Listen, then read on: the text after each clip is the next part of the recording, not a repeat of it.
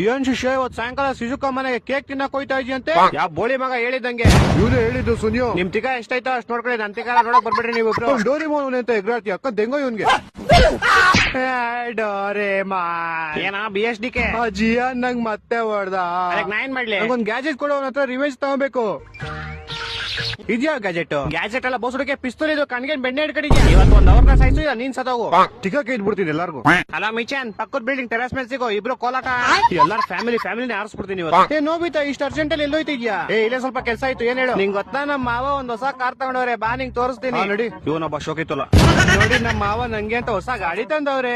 ಇಡೀ ಇಂಡಿಯಾದಲ್ಲಿ 10 ಪೀಸ್ ಇರೋದು ಇದು.